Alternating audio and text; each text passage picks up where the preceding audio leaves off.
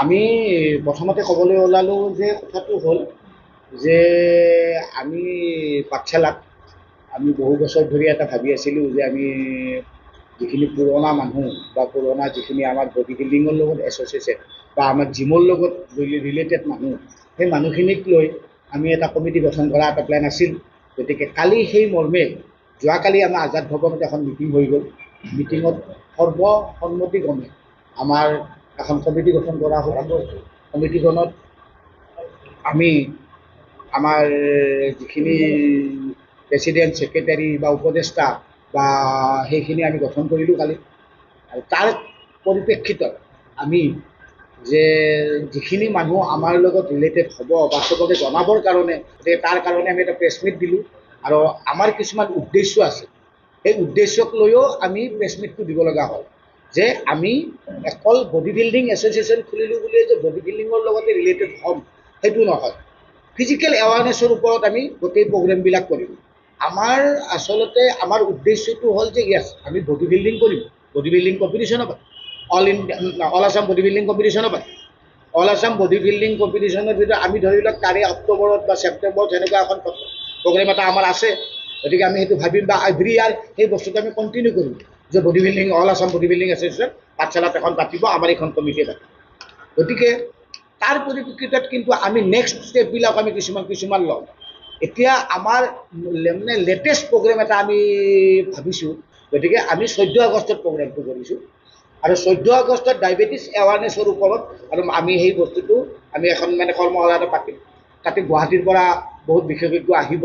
আমাৰ যিখিনি মানুহ আছে আমি তেতিয়া আমি সেই মানুহবিলাকক যিখিনি আমাৰ বজালীৰ মানুহ আছে বা যাক যাক মাতিব লাগে যে তেওঁলোকক নিমন্ত্ৰণ কৰিম। তাৰে আগে গৈ ডেফিনেটলি আমি এটা প্ৰেছ মিট দিম। কিন্তু ৰাতিপুৱা আমাৰ আৰু এটা কাম থাকিব। আমি আমাৰ শৰীৰৰ হেৰিৰ ওপৰত আমি পাঠশালা এইফালৰ আমাৰ বৰপেটা ছাইডৰ ক্ৰচিঙৰ পৰা গুৱাহাটী ক্ৰচিঙলৈকে এটা মাৰাথন দৌৰ আমি এটা আয়োজন কৰোঁ। তাতে ডেফিনেটলি আপোনাৰ সংবাদকৰ্মীখিনি আপোনালোকে থাকিবই লাগিব। 14 তাৰিখে হ'ব প্ৰগ্ৰেমটো। গতিকে সেইটোৰ পিছত আমাৰ আজাদ ভৱনত আমাৰ হেৰি থাকিব, ডক্টৰবিলাকৰ ওপৰত তাতে এখন কৰ্মশালা এখন হ'ব।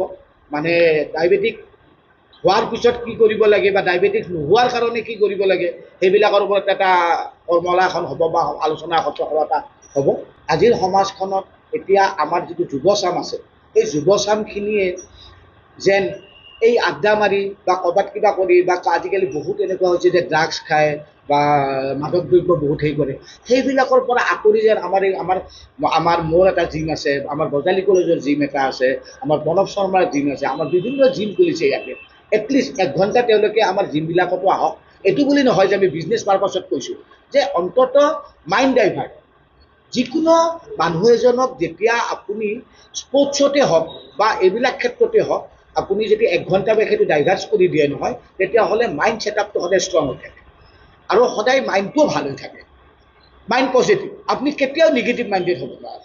এনি প্লে, আপুনি খেলা খেলক, দৌৰক, ক্ৰিকেট খেলক, ফুটবল খেলক, জিম কৰক, আপুনি চবখিনি মানুহ এটা লেভেলত আপুনি সেই কৰ্ম আপোনাৰ শৰীৰক যে কষ্টটো দিয়ে বা শৰীৰক মানে এক্সাৰচাইজ কৰে।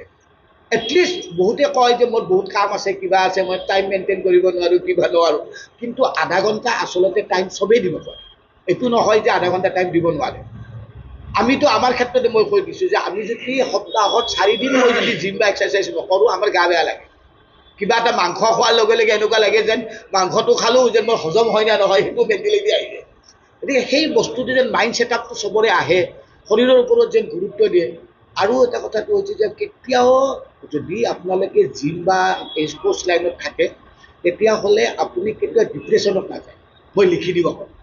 যিকোনো বেমাৰ হওক বা কিবা, আজি ডক্টৰে প্ৰেছক্ৰাইব কৰাৰ লগে লগে প্ৰথমতে তেওঁলোকে এটাই লাইন লিখে যে আপোনালোকে শৰীৰৰ ওপৰত শৰীৰ চৰ্চা এটা কৰক বা দৌৰক বা কিবা কৰক।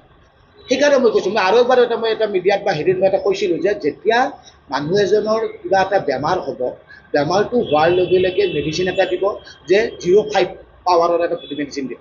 যদি আপোনালোকে যদি শৰীৰটোত এক্সাৰচাইজ কৰি থাকে বা হেৰি কৰি থাকে 0.5তে থাকিব। কিন্তু যদি এক্সাৰচাইজ অকল নকৰে, তেতিয়াহ'লে সেই 0.5টো 100লৈকে পাৱাৰত গুচি যাব। গতিকে যে আমাৰ কথাটো হৈছে কি যে আমি শাৰীৰিক এৱাৰনেছৰ ওপৰত যথেষ্ট কাম কৰিম। এইটোৰ পিছত আমাৰ প্লেন আছে আমি যোগাৰ ক্ষেত্ৰতো আমি তেনেকুৱা শিবিৰ পাতিম। আৰু তেনেকুৱা ধৰণৰ আমি ক'ৰবাত ইণ্ডিয়া লেভেলত ধৰি লওক কোনোবা ভাল শৰীৰ চৰ্চা বা এনেকুৱা ধৰণৰ কিবা আছে তেওঁলোকক লৈ আমি শিবিৰ পাতিম। এই বিভিন্ন ধৰণৰ উদ্দেশ্যক লৈ আমি পাঠশালা আমাৰ গজালিক লৈ যেন আমাৰ চব মানুহখিনি এটা এৱাৰনেছত থাকে বা আমি এইখিনি কৰ্ম কৰিবৰ কাৰণে আমি চেষ্টা কৰোঁ। Federation of body building association এইটো মানে আমি সংস্থাৰ লগত জড়িত হৈ আমি পাঠশালাত আমি তেওঁলোকৰ পৰা এফিলিয়েটেড হৈ আমি গজালি বডি বিল্ডিং এছ'চিয়েশ্যন খুলিছোঁ। আমি তেওঁলোকৰ আণ্ডাৰটেকাৰ। তেওঁলোকে ইণ্টাৰনেশ্যনেলৰ মানে হেৰি হয়, তেওঁলোকে ইণ্টাৰনেশ্যনেল আপোনাৰ চবতে অল অভাৰ ৱৰ্ল্ডত তেওঁলোকৰ হেৰি আছে, সংস্থা আছে। তেওঁলোকে বিভিন্ন ধৰণৰ খেল পাতে, ইণ্ডিয়া লেভেলতো তেওঁলোকে খেল পাতে। গতিকে আমি অসমৰ গজালিত তেওঁলোকৰ এফিলিয়েটেড আমি মানে কালি কমিটি এখন আমি গঠন কৰিছোঁ। যে মই ছিংগুল ওৱান মিডিয়া পাৰ্চন হিচাপে আমি আপোনালোকক হেৰি নকৰোঁ। আপোনালোকৰ প্ৰত্যেকটো মেম্বাৰকে আমি কিন্তু ইয়াতে সোমাম, প্ৰত্যেকটো পাৰ্চনেলি একদম জিন্তুলেই হওক বা আমাৰ গাংগুলীয়ে হওক, তেওঁলোকে আমাৰ কমিটিৰ লগত চববিলাক আমাৰ লগত জড়িত হৈ থাকিব। যে একদম মিডিয়া পাৰ্চন এটা দাম দি নথওঁ। প্ৰত্যেকজন পিপুলে আমাৰ লগত মিডিয়া পাৰ্চন হিচাপে নহয়, আমাৰ মানে বডি বিল্ডিং এই এছ'চিয়েশ্যনৰ লগত আপোনালোকে জড়িত। আজিৰ পৰাই মই আপোনালোকক ইনভল্ভ কৰিলোঁ, নামবিলাক মই লিখিম। আৰু এইটো নহয় যে আমি কোনোবা এটা ফাংচন পতাৰ কাৰণে কিবা এটাৰ কাৰণে, সেইটো বেলেগ বস্তু এটা। কিন্তু এইটো এটা আপোনালোকে আমাৰ লগত জড়িত হোৱাৰ কাৰণে এইটো লাইফ টাইম আমাৰ লগত জড়িত হৈ থাকে। আমি যিকোনো অনুষ্ঠান থাকিলে এইটো আপোনালোকৰ অনুষ্ঠান হ'ব। এইটো 14 তাৰিখে মই যিটো প্ৰগ্ৰেম কথা কৈ আছোঁ, সেইটো কিন্তু আপোনালোকৰ অনুষ্ঠান। আপোনালোকে বেলেগক আমি 14 তাৰিখে আমি এনেকুৱা এটা বস্তু পাতিছোঁ, কিন্তু আহিব লাগিব।